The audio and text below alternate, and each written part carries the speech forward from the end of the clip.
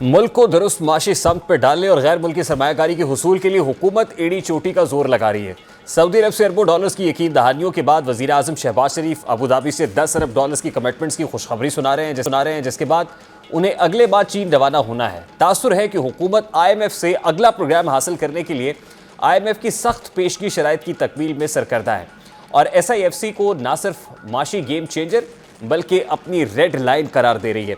आज वफाकी वज़ीर इत्तलात अता तारड़ ने SIFC को एम्फेसाइज करते हुए किस तरह रेड लाइन करार दिया और उस पर पॉलिटिकल ओपोनेंट्स की तरफ से जो कंट्रोवर्सी या प्रोपेगेंडा किया जा रहा है उसका मुंह तोड़ जवाब दिया। जरा उसकी एक झलक आपके सामने रखता है। वफाक और इकाइयों को इकट्ठे मिलकर चलना है। SIFC पाकिस्तान की लाइफलाइन है।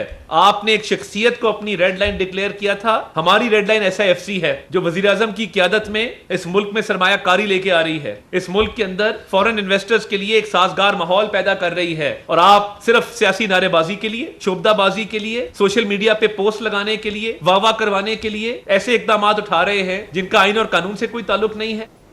अब एक जानिब हुकूमत और दीगर कौमी इदारे ये तासुर दे रहे हैं कि मुल्क को माशी बहरान से बाहर निकालने के लिए हर तरह से सही की जा रही है, जबकि दूसरी जानिब मखसूस सियासी जमात अपने मनफी हरबों पर कायम रहते हुए मुल्क को तबाही की जानिब धकेलने की कोशिश में मसरूफ़ है। जमात ने गुज़श्ता चंद अरसे से मुल्क में जिस तरह सियासत के बकी उधेड़े हैं उसकी मिसाल नहीं मिलती। उस जमात ने अब मुल्क दुश्मनी का वाज़ेह सबूत देते हुए मुल्क के लिए इंतहाई अहमियत के हामिल SIFC प्रोग्राम के खिलाफ सोशल मीडिया पर जहर उगलना शुरू कर दिया है ताकि मुल्क में माशी इस्तेहकाम ना आ सके और ये मुल्क दुश्मन कुव्वतों को खुश करने में कामयाब हो जाए। इससे पेशतर तहरीक इंसाफ ने IMF से प्रोग्राम मनसूख कराने के लिए किस तरह की मनफी कोशिशें की थी। कभी IMF को ख़त लिख कर कर्ज प्रोग्राम से रोकने की कोशिश की गई, कभी IMF के दफ्तर के बाहर पाकिस्तान के खिलाफ नारेबाजी करके मुल्क की बदनामी की गई। उन्हें हर महाज पर जो है वो मुँह की खानी पड़ी। इसी तरह इस मखसूस सियासी जमात ने मखसूस सरमायाकारी सहूलत काउंसिल पर भी शदीद तनकीद की और उसे मनफी करार दिया। IMF प्रोग्राम पर PTI का क्या पैगाम था, ज़रा वो भी आपको दिखाते हैं। IMF के साथ जिस वक्त मीटिंग हुई थी उस पे एक शर्त जरूर थी कि इलेक्शन साफ, शफाफ और पाकिस्तान के आइन के ऐन मुताबिक होने चाहिए। पाकिस्तान की मईशत को रिफॉर्म करना सिर्फ एक मजबूत और मुंतखब और शफाफ हुकूमत ही कर सकती है। पहली दफा IMF ने बोला कि हम आप लोगों से मिलना चाहते हैं। हमारे बोर्ड ऑफ डायरेक्टर्स कह रहे हैं कि इमरान खान और PTI से कंसेंट लो।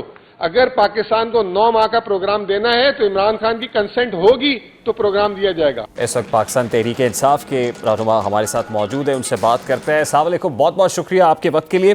सबसे पहले तो बड़ा सादा सा सवाल है, ये कहिएगा कि पाकिस्तान तहरीक इंसाफ की जानिब से कभी IMF को खतूत लिखे गए, कभी GSP+ स्टेटस लेने के लिए यूरोपीय यूनियन को ख़त लिखने की बात हुई और अब SIFC को कंट्रोवर्शियल डोमेन में शामिल किया जा रहा है। क्या ये जस्टिफाइड है? ये मुल्क दोस्ती है, रियासत दोस्ती है या रियासत दुश्मनी का सबूत है?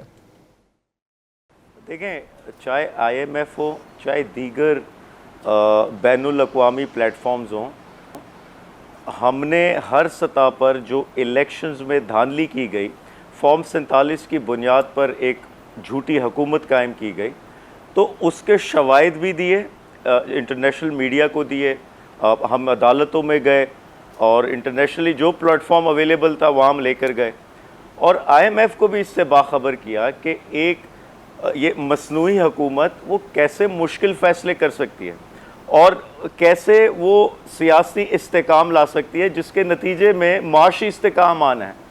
तो ये चीज़ें उनको बावर कराना ज़रूरी।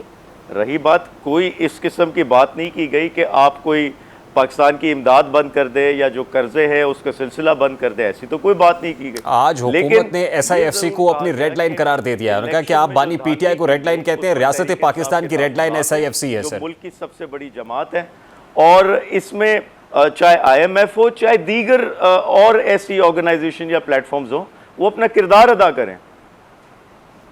मेरी आवाज़ पहुंच रही है सर आप तक? मैं ये कह रहा हूं कि SIFC को आज हुकूमत पाकिस्तान ने रेड लाइन करार दे दिया है। वो कहते हैं आप बानी PTI को रेड लाइन कहते हैं, हमारी रेड लाइन SIFC है और अगर इसको सबूताज करने की कोशिश की गई, कंट्रोवर्शियल करने की कोशिश की गई तो ये जस्टिफाइड नहीं होगा।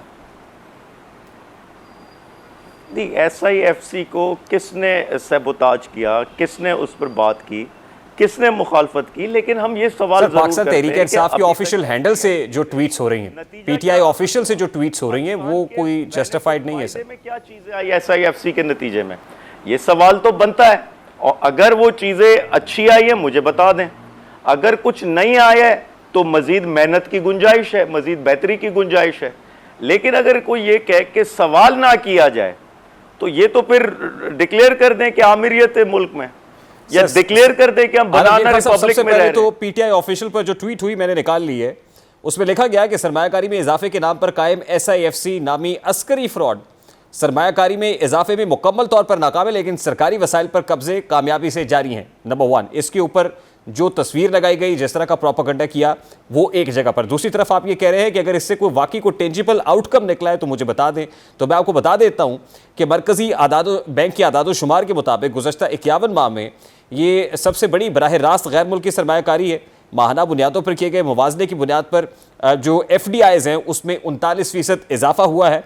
और इस रिपोर्ट के मुताबिक गैर मुल्की सरमायाकारी मार्च 2024 में 25 करोड़ 80 लाख डॉलर्स तक पहुंच गई थी, जबकि रवा माली साल के इब्तदाई 10 माह में यानी जुलाई तक अप्रैल तक ये FDIs 1.46 अरब डॉलर्स तक पहुंच गई है, जो माली साल 2023 के इसी जो असना के दौरान 1 अरब 38 करोड़ डॉलर्स रिकॉर्ड की गई थी। यानी ये खासे हौसला अफजा स्टैट्स हैं जो SIFC के प्लेटफॉर्म पर सामने आ रहे हैं। देखिए, मैं कोई माहिर मईशत तो नहीं हूँ कि मैं टेक्निकलिटीज़ को डिस्कस करूँ यहाँ, लेकिन मैं ये देखता हूँ कि आज एक आम आदमी की ज़िंदगी पे क्या असर हो रहा है। क्या डॉलर का रेट नीचे आया है? क्या महंगाई नीचे आई है? क्या कारोबार बेहतर हुए? क्या डिस्काउंट रेट नीचे आया है?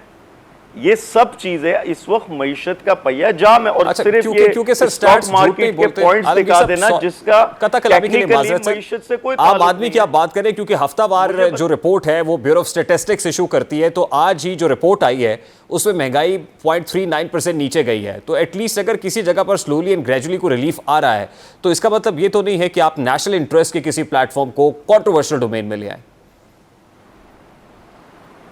देखिए, नेशनल इंटरेस्ट इस वक्त अगर SIFC है तो मुल्क का सबसे पॉपुलर लीडर, उसको गलत मुकदमों में जेल में डाला हुआ है, आइन को या तोड़ा गया, इलेक्शंस को डिले किया गया, ये नेशनल इंटरेस्ट के खिलाफ था। मुल्क की सबसे बड़ी पार्टी से मैंडेट चोरी किया गया, 180 सीटें चोरी की गई, फॉर्म 47 पे झूठी हुकूमत कायम की गई, ये नेशनल इंटरेस्ट के खिलाफ था। तो इस पर भी फिर बात होनी चाहिए। यही तो फिर आपका नैरेटिव है कि अगर बानी PTI है तो मुल्क सलामत, अगर बानी PTI नहीं है तो मुल्क के बेशक टुकड़े हो जाए, मुल्क दो लख्त हो जाए, वो जस्टिफाइड है। ये तो फिर ऐसी ही रविश है। नहीं, देखिए, ये रविश नहीं है ऐसी। इस वक्त मुझे बताए ना, सिर्फ बानी PTI तो नहीं है, यानी जो भी आइन पर बात करता, जो जजेस हैं, क्या वो बानी PTI के ऑर्गेनाइजेशंस हैं? जो जजेस खतूत लिख रहे हैं, जो जजेस रिमार्क्स दे रहे हैं, जो मीडिया पर्सन्स हैं, ये जो शायर अभी रिसेंटली उठाया गया, किडनैप किया गया, क्या ये PTI से बिलोंग करता था? यानी जो लोग भी अगर सिर्फ तनकीद करते, और तनकीद की भी नौयत को समझा जाए कि कुछ होती तनकीद बराए तनकीद, कुछ तनकीद बराए इस्लाह, इसमें भी फ़र्क ख़त्म कर दिया है।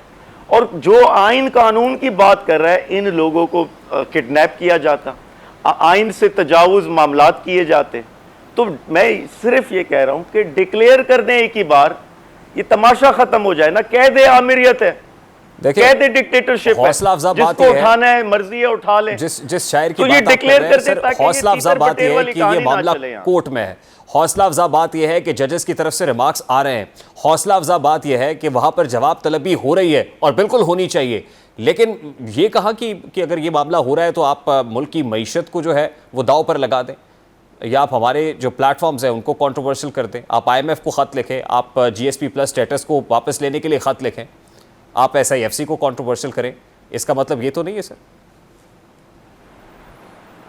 नहीं, देखें, एक चीज़ समझें, मुल्क की बेहतरी के लिए, मुल्क के इस्तेकाम के लिए, सिस्टम को चलाने के लिए तहरीक इंसाफ ने हर मेजर्स अपनाए, और इसीलिए हम इस मुल्क के सिस्टम में इंगेज हैं। तभी तो हमने इलेक्शंस में पार्टिसिपेट किया।